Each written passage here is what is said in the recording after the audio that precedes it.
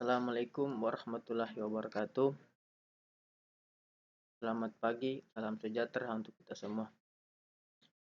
Perkenalkan, nama saya Ahmad Sultoni, NIM 1931142012, kelas A, jurusan Penjaskesrek Kesdean atau PGSD Dikjas. Baik, di video ini saya akan menjelaskan atau mempresentasikan cabang olahraga tinju. Nah, sebelum kita melangkah lebih jauh atau lebih memahami olahraga tinju, kita harus tahu apa itu olahraga tinju. Yang pertama, olahraga tinju adalah permainan tinju pada dasarnya merupakan salah satu arti olahraga tempur tertua di dunia. Adapun jenis olahraga tradisional ini diadakan di sebuah ring atau dua petinju, di mana untuk kedua orang yang bertarung dalam pertarungan tinju diharuskan dalam aturan permainannya memakai sarung tangan khusus dan mencoba untuk saling memukul. Nah, yang kedua, tinju adalah olahraga pertarungan di mana dua orang biasanya mengenakan sarung tangan atau sarung tinju pelindung saling melempar pukulan untuk waktu yang telah ditentukan dalam ring tinju. Pertandingan tinju diawasi oleh wasit melalui rangkaian interval 1 hingga 3 menit yang disebut putaran atau ronde. Selanjutnya, penentuan untuk seorang pemenang dapat diselesaikan sebelum penyelesaian putaran ketika wasit menganggap lawan tidak mampu melanjutkan, didiskualifikasi lawan atau mengundurkan diri lawan. Ketika pertarungan mencapai akhir babak terakhir dengan kedua lawan masih berdiri, skor dari jumlah penentu pemenang. Selanjutnya kita ke sejarah tinju. Sejarah olahraga tinju pertama kali dikenalkan di Yunani kuno. Pada saat itu, permainan tinju dianggap sebagai olahraga kompetitif amatir yang populer dan termasuk dalam Olimpiade pertama. Di Roma kuno, para petinju sering mengenakan cestus, sebuah sarung tangan kulit dari logam yang dipakai untuk melukai dan bahkan membunuh lawan mereka. Kadang-kadang sebagai bagian dari kacamata gladiator. Akan tetapi olahraga ini menurun popularitasnya setelah jatuhnya Kekaisaran Romawi. Pada abad ke-18, tinju dihidupkan kembali di London dalam bentuk pertarungan tanpa harga di mana para kontestan bertarung demi uang dan para penonton bertaruh untuk hasilnya.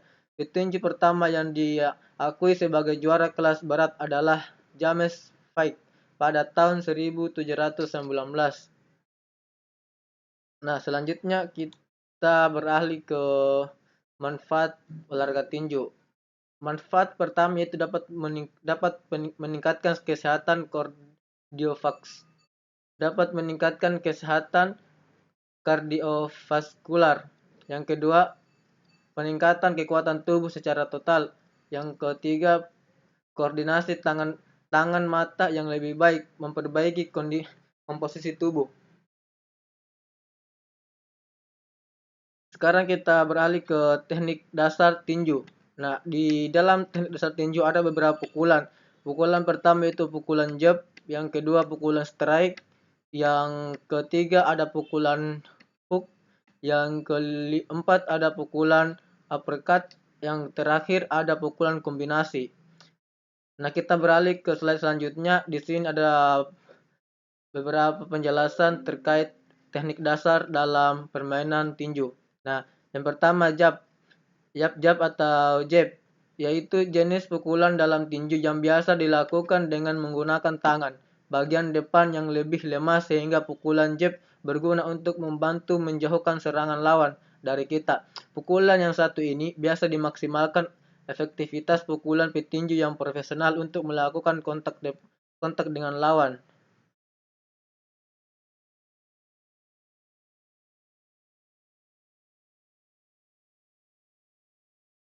Selanjutnya ada pukulan strike. Strike yaitu pukulan yang dilontarkan dengan pukulan lurus dan dengan menggunakan tangan dengan kekuatan pabu, sehingga bisa memaksimalkan efektivitas pukulan petinju dengan lawan. Sehingga dalam hal ini dalam hal ini tinju adalah bentuk serangan dari arah depan.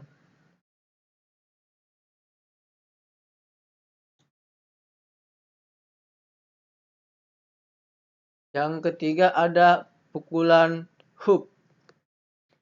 Ada pukulan hook yang biasa dilontarkan ke arah kepala lawan dan pada bagian mana saja yang bisa membuat lawan tidak terlindungi, sehingga dengan pukulan ini kita bisa dikombinasikan dengan pukulan-pukulan lain untuk mendapat pukulan balasan.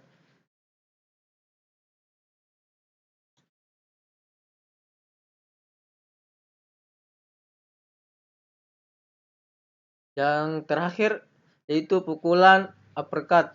Pukulan uppercut yaitu jenis pukulan ke arah atas yang biasa dilontarkan ke arah tangan dengan pukul yang maksimal sehingga sangat efektif pada jarak dekat, terlebih lagi ketika kemenangan bisa diperoleh dengan mampu memberikan pukulan jatuh kepada lawan dan tidak dapat bangkit hingga hitungan ke-10 dari wasit atau knock out atau KO.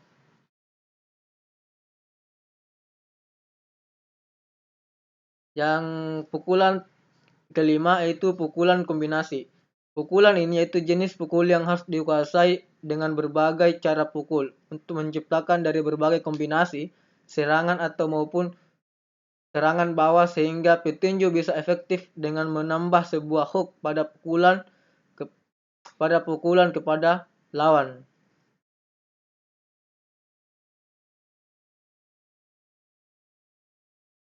Di slide selanjutnya ada peraturan olahraga tinju. Nah, di slide ini ada beberapa peraturan yang harus diperhatikan oleh seorang petinju, yaitu tidak boleh memukul kepala pada bagian belakang.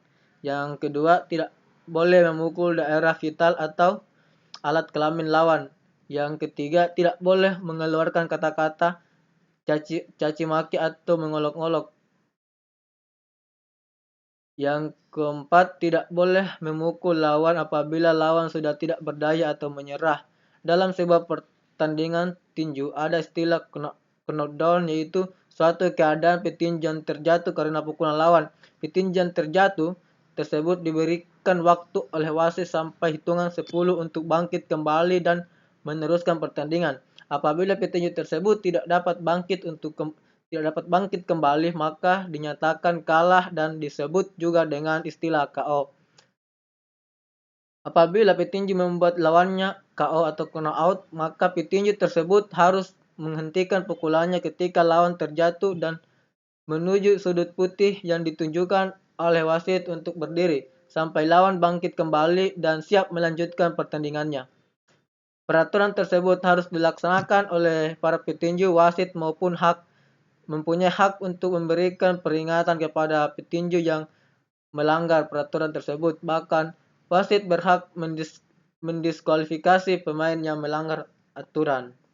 Nah, teman-teman, di sini dalam saya sebagai atlet tinju, yang teknik yang sering saya gunakan yaitu pukulan jab strike. Karena kenapa? Saya menggunakan jarak ketika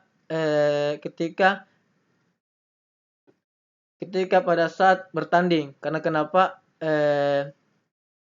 Kita memiliki teknik masing-masing dalam bagaimana kita melakukan sebuah serangan pertahanan. Itu kita memiliki teknik masing-masing. Ketika postur tubuh kita tinggi atau kita pendek, kita harus sering menggunakan pukulan jab strike. Karena kenapa? Jangkauannya panjang sehingga pukulan yang kita lontarkan itu terarah ke arah lawan.